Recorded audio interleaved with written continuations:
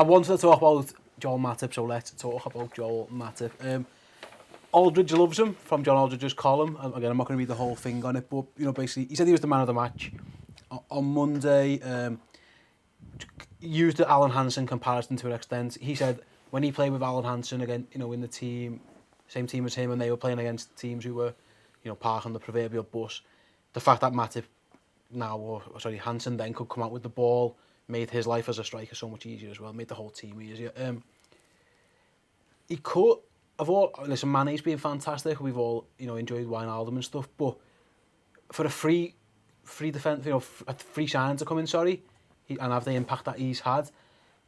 For me, I think now, a few weeks ago, I said Sadio Mane is the best transfer of the summer. It might be him. Yeah. Just because he's come in and he from day one now, every game he's just been on the game, Sam. He's on the ball. He's not the one you worry about, is he, in the defence? And that's funny for a new centre-back, because you look at him and you're like, Boss Matip's playing, and you kind of feel like, and when he's on the ball, there was one bit in the match when he made that striding run straight forward, the chance, wasn't it? And he made Aldridge mentioned that. He says, it was him who made that chance, and that's what you need against. And I remember Danny Agger used to stride up like that. The only difference was Danny Agger used to think that for some reason he could score worldies constantly, and he'd march up the pitch to about the 40-yard mark and then just let loose and it'd go rose head.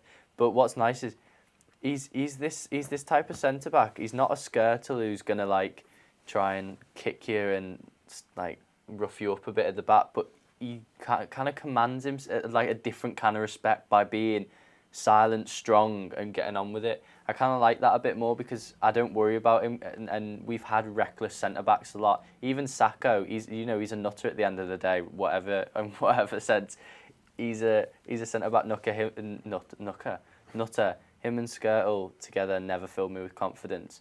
Lovren and Matip have got this demeanour about them that's a bit more kind of same with Klavan. Klavan's a warrior for like his national team and stuff like that, but he's not one of these centre backs who's gonna like be chatting shit in your ear and making stupid challenges and bringing you down in the box. So we've kind of got like it's a kind of German feeling to that like defence, isn't it? Calm and stable. Well, I was about to say you can tell, John, I'll come to you. You can tell that he's played his football in Germany. He looked like that kind of player. He's very cultured.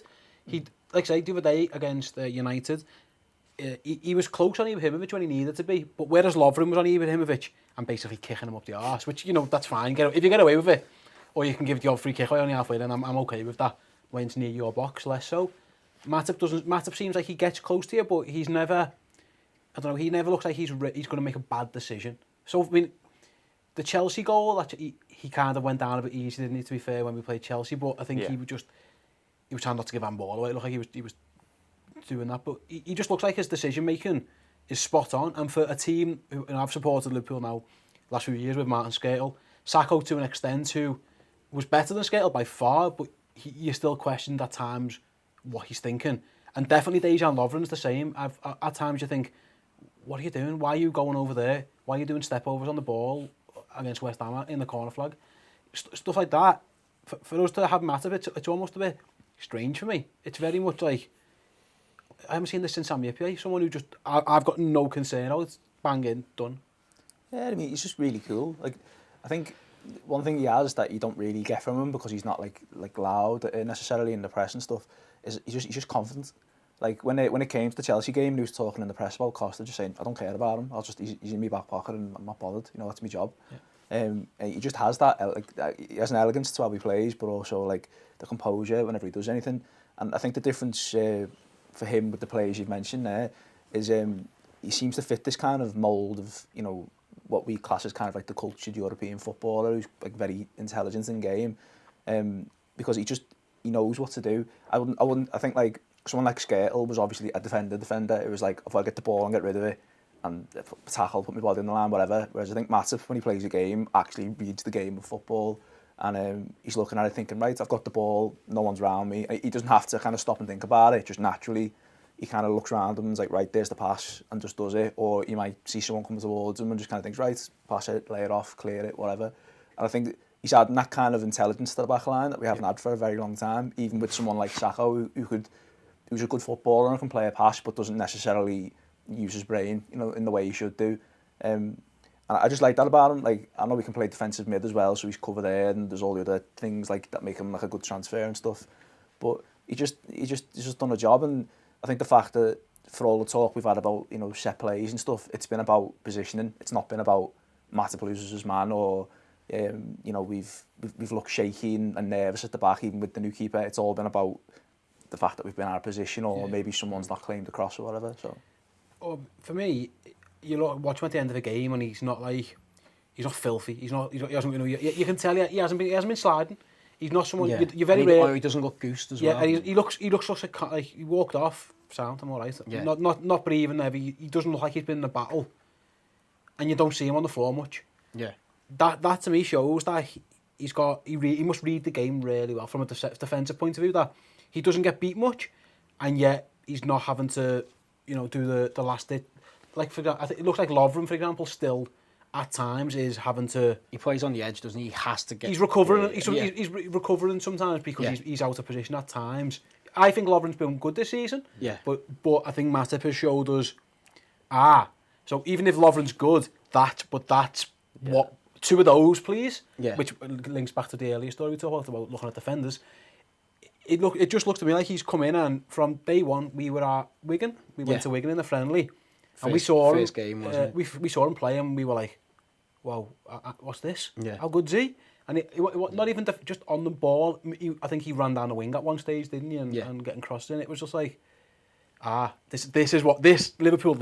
Yeah, it's interesting, isn't it? Because in one sense, it's going back 3-4 seasons ago now, but he started off as a holding mid. Yeah, so when he was like 17, 18, he played 25 games and only 2 at centre back, and then it phased his career, moved across from that. But that fits in with what Klopp's done with a lot of the team. You know, you've got Lallana and Wijnaldum have dropped back a position, and then you've got Milner dropping back into the left back. So it's no surprise to see that when Lucas plays there, he's the best passer out of the centre backs we had. Now Matip's that as well, because Matip's got experience of being on the ball and having to make the ball work more and pick better passes. So that actually across the team flows well, the fact that he's got the experience of being further up the field, so he's more comfortable when he has to step into that, which there's only going to be like 10 games a season, not even that with the way we're playing, where we're going to be in a fight. The other games are going to be parking the bus and letting us have the ball, so we need him to be comfortable. That's why James Milner's moved to left back and being a success. And like the other one is, he looks less. Well, you can't actually say it, because I thought he had his worst game against Swansea in the first half because they put him up under loads of pressure, and it was the first time he actually looked a little bit rattled. Yeah.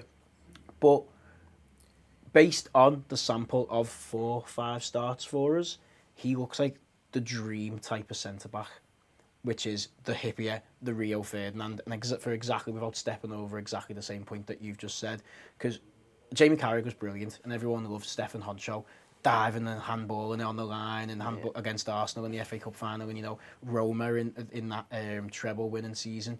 The amount of fucking last ditch tackles he had to throw in, but a Sami Hyypiä never had to throw a last ditch tackle in because he was just there, and that's the dream. And it mightn't be as sexy, and sometimes it is good to see your defender with a bandage around his head because he's put his head where it hurts and he's covered in mud because there's the blood and the passion. But really, the very, very top draw defenders, they look immaculate at the end of a match because they've not had to work. You know, your Alessandro Nesta, your Hansons, your Rio Ferdinands, they just read the game so well. I think I don't want to go too early on comparisons. I'm not big on it.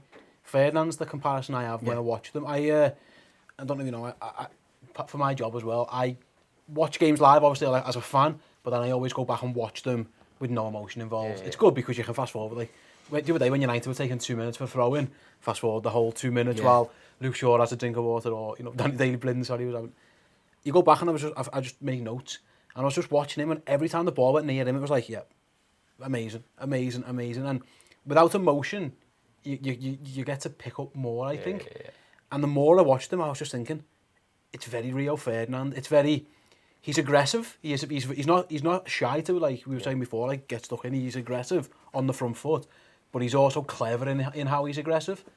Again, he's 5, 6, 7 games into his Liverpool career, but it couldn't have gone any better. I don't think really. I don't know if you agree. Well, he doesn't try too hard. He looks pretty content in himself. He's done it at the top, and I think that's something that makes a difference. He's got nothing to prove, and that's funny for someone who's just come into a new team. But he's kind of come in Manager's obviously shown faith in him, and he's doing his job, and he's happy with it. The problem with Lovren is Lovren's more like one of those ones who's going to win you get one of those 90th minute headers. Even though like Matip's been in and around the box, he's not throwing himself about like that. He's not interested. He's interested in being a good centre back, doing his job, and then thinking about things and push it when he can push forward.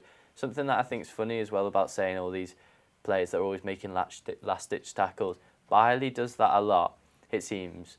And what you get when you're watching it is, the reason he's doing that is he's not setting his defence, and you only find yourself in those positions, don't you, when you're not doing your job completely right. And I think it's funny because Klein, Milner and Matip, all within the team seem like the most, and I want a better word than sensible, but sensible players. Milner's always been associated with a hard worker. He doesn't mess about, he gets stuck in, but he does his job. Klein, you don't hear about much trouble with, apart from, stories in the press. You don't hear much about him kind of like messing about on the pitch. He's not a Moreno who's having to sprint back and throw himself about. And then you've got Matip. Lovren, not so much, but that back four is a bit calmer, and that's what you need at the back, especially when you've got a team like us who's passing so much in the midfield. They've got balls flying everywhere, flicks and tricks coming up. You don't want a centre-back like Saka who's then pushing forward, running round, and then you've got a mixed-up defence. You want your defence sitting there, pushing forward when they can, and everything else in front of them happening. You couldn't have someone with ADHD in our back line. Yeah. You've got to watch that game for 90 minutes to see where things are going. Right, that was our talk about Joel Matip as part of our Reds News Roundup show.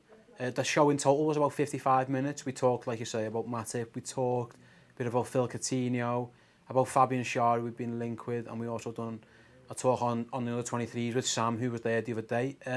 If you think you'd like to, watch that kind of stuff, you can subscribe to the Redmen TV. If you go to the redmentv.com, following these instructions here, hopefully they're there. It's £2 a month, and your first month is free. So go along, check it out, and if you like the shows and subscribe, please go and do so. If you like this video on here as well, please thumbs up and likes and comments, and we'll see you next week.